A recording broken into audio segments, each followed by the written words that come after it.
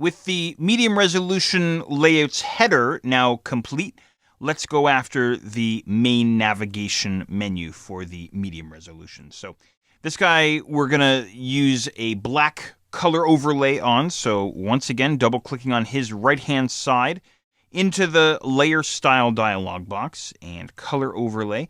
If you want, for this guy, after I click on his color swatch, you could go and sample black out of the high resolution layout there if you wanted to, or you can just set black. I mean, that's an easy setting there, so you can go and do that.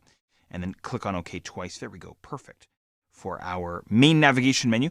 Now, the main navigation menu, of course, if I flip over to the high resolution layout, has all of the text in there as well. Now, I don't know about you, but I really don't feel like typing all that text out again, all those menu items.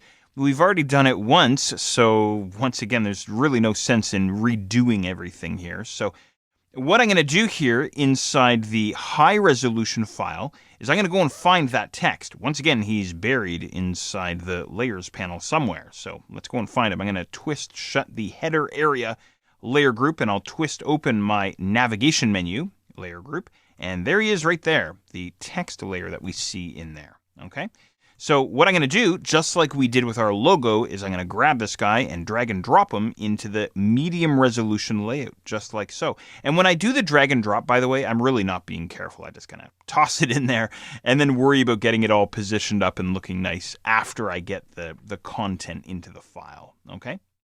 So I'm just going to reposition this guy. I'm still on my move tool from the previous exercise, so I can just click and drag on that content and reposition him.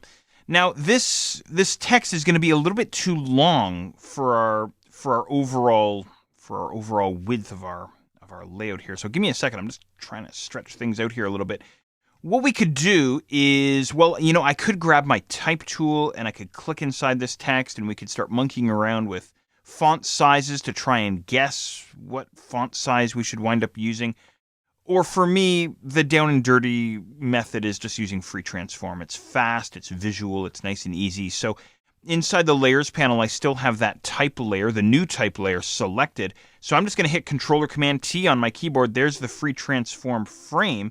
I was hoping to be able to grab the right edge of the frame, but again, I don't know if I'll be able to. Oh, there we are. Good stuff. I wasn't sure I'd be able to actually, fit it all on screen here with so many floating boxes and so on.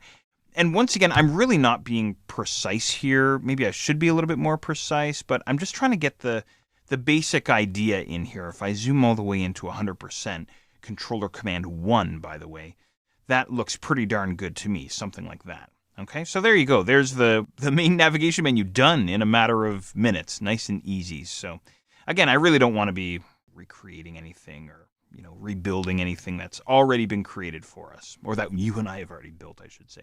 All right, I'm going to grab my two layers there, the text layer that contains the menu items and the nav menu itself. You guessed it, Control-Command-G on my keyboard, and then we can call this nav menu or navigation menu or whatever the heck you like. Whatever is going to help you remember what's inside this layer group. Okay, good stuff. Now it's on to the slideshow.